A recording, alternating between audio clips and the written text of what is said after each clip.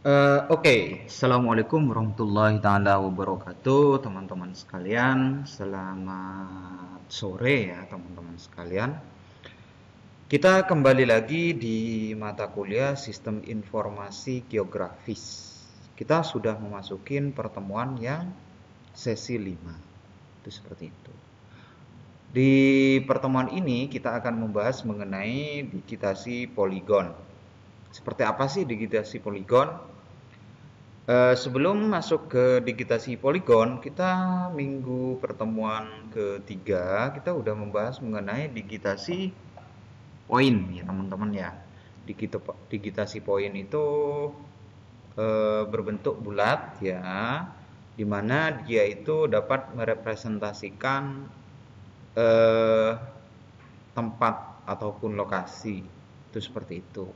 Dan sudah saya bikinkan ilustrasi praktikumnya ya teman-teman sekalian ya. Tinggal teman-teman yang di pertemuan ketiga itu tinggal teman-teman mencoba seperti itu atau mengeksplor lagi seperti itu.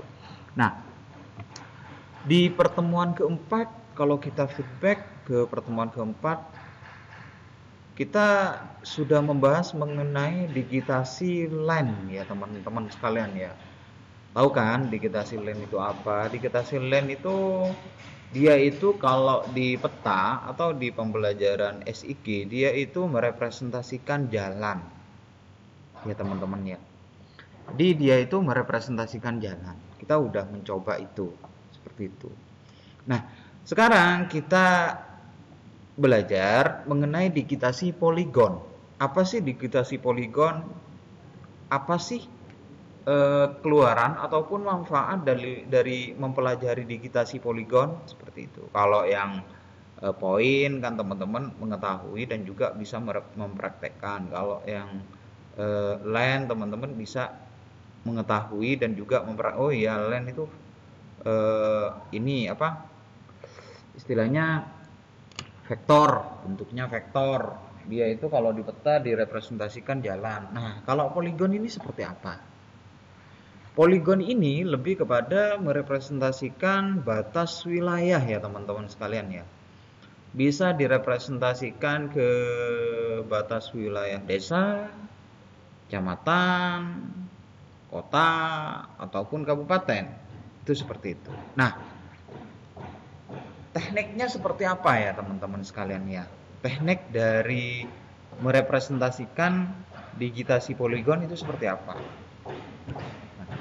Sebentar, saya tutup jendela dulu karena ini sangat mengganggu ya.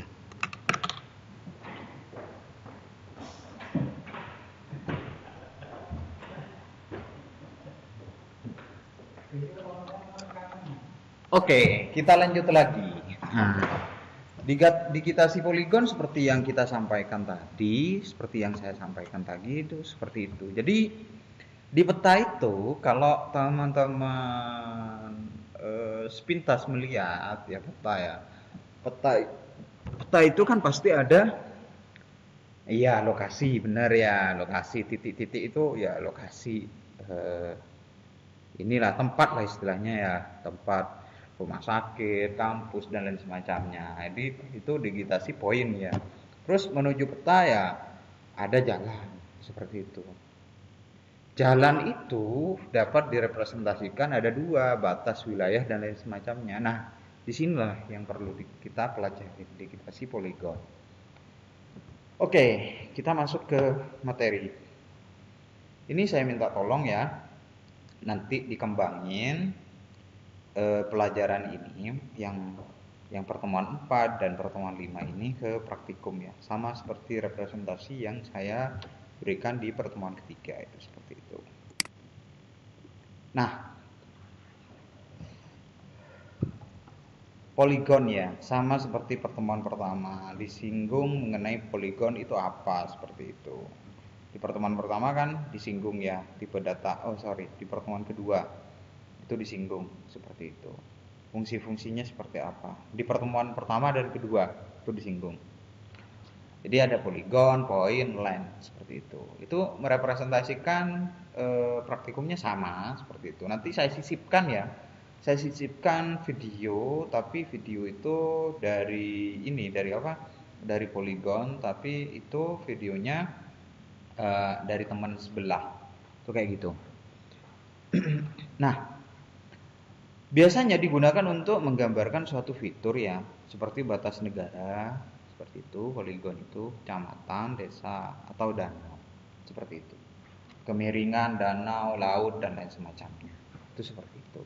Nah, format poligon berbentuk apa? Yang pertama yaitu berbentuk koordinat ya teman-teman ya, dengan titik awal dan titik akhir. Jadi dia itu kurang lebih kalau direpresentasikan dengan jalan ya kurang lebih ya sama itu seperti itu. Jadi ada titik awal dan titik akhir seperti itu. Terus yang kedua yaitu mempunyai panjang ya, terus luasannya juga punya seperti itu. Nah, untuk poligon sendiri, untuk praktikum ya teman-teman dapat yang pertama untuk mengakses data poligon atau merepresentasikan ke praktikum poligon, yaitu yang pertama buka ArcView-nya ya.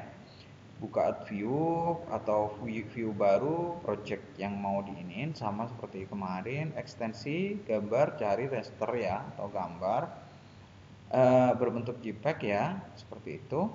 Terus add view themes, terus foldernya cari seperti itu. Ingat teman-teman ya, kemarin kan ada yang nanya ke saya, teman-teman di kelas ini, Pak, ini kok peta saya nggak keluar kayak gitu. Peta saya kok nggak keluar, padahal berbentuk JPEG. Nah ingat ya, ingat ekstensinya dulu, ekstensinya centang dulu seperti itu teman-teman sekalian ya. Sehingga ketika ngambil fitur, ketika ngambil objek seperti itu, objek petanya, itu ekstensinya jangan dilupakan seperti itu. Ekstensi ketika buka pertama kali, ekstensinya ya JPEG dan lain semacamnya diaktifin, itu seperti itu teman-teman. Itu hanya kasus yang teman-teman di kelas ini ada yang lupa, itu seperti itu. Nah terus habis itu buka terms baru bertipe point, terus dengan cara view terms, pilih polygon, itu seperti itu. Kalau kalau yang kemarin kan pilih line seperti itu, pilih point. Kalau sekarang pilih polygon seperti itu. Nah, cara mengaksesnya seperti apa? Kurang lebih sama ya teman-teman ya dengan pertemuan yang kemarin seperti itu. Ya kemudian ya habis ini ya klik OK aja seperti itu. Sisipkan ya teman-teman semua. Sisipkan, kemudian themes baru bertipe polygon akan muncul seperti itu. Jadi dia itu akan keluar shape bertipe polygon itu seperti itu. Polygon itu bisa diambil dari apa? Tergantung petanya. Kalau misalkan hanya batas istilahnya desa, berarti dia itu lokasinya ya batas desa dari desa pertama. Ingat, yang pertama seperti itu. Mempunyai luasan, terus panjang, titik awal dan titik akhir. Berarti dia itu punya titik awal dan titik akhir. Artinya bisa saja berbentuk segi empat. Titik pertama, titik kedua, titik ketiga, dan titik keempat. Seperti itu. Ya, jadi dia itu bentuk line, tapi line itu menjadi batasan. Itu seperti itu teman-teman. Ya, menjadi batas. Batas apa? Misalkan batas wilayah desa seperti itu atau kecamatan dalam satu daerah seperti itu. Tergantung dari raster teman-teman mengambil dari petanya seperti itu. Nah, view polygon akan muncul seperti itu. Peta yang teman-teman ambil seperti itu. Kalau kemarin kan saya bebasin mau ngambil peta seperti apa seperti itu. Ya teman-teman explore seperti itu. Nah, terus habis itu klik tools icon yang digunakan untuk digitasi poligon antara lain. Apa aja yang dibutuhkan? Yang pertama, A itu berbentuk kotak ya, berbentuk kotak digunakan untuk membuat segi empat seperti itu. Terus kalau ini digunakan untuk lingkaran. Kalau ini digunakan untuk poligon, membuat poligon seperti itu. Jadi ya ini biasanya sering dipakai, yang bentuk poligon itu sering dipakai seperti itu. Kalau ini untuk memotong poligon seperti itu teman-teman. Kalau yang terakhir dia itu untuk membuat poligon yang saling berhimpitan. Jadi kalau di peta itu ya Ya istilahnya batas wilayahnya yang saling berhimpitan, itu biasanya sering dipakai ini seperti itu teman-teman. Nah, prosesnya seperti apa untuk menyimpan? Pilih menu time, stop editing, digitasi, dan akan tersimpan seperti itu.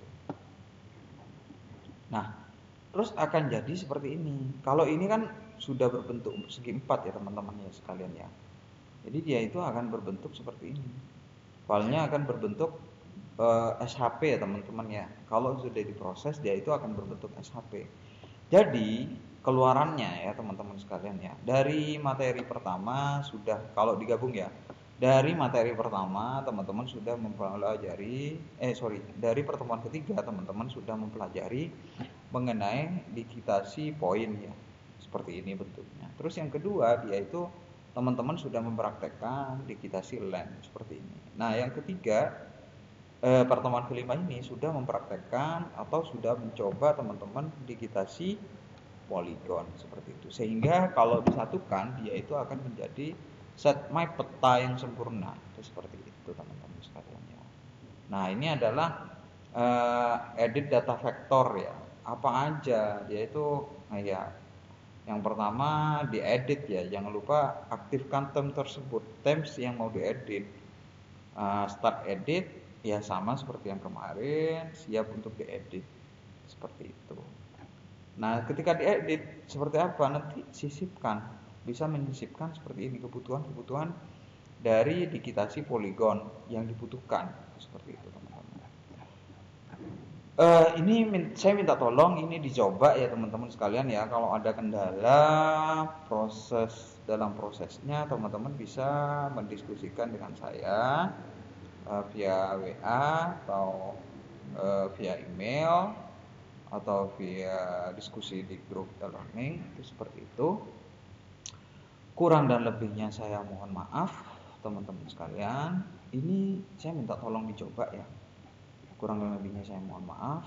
Materi sedikit, saya rasa ini sangat berguna itu seperti itu. Nanti ketika UTS nanti saya juga akan kurang lebih saya akan mencoba di praktikum ini seperti itu, materi yang sudah saya berikan itu seperti itu.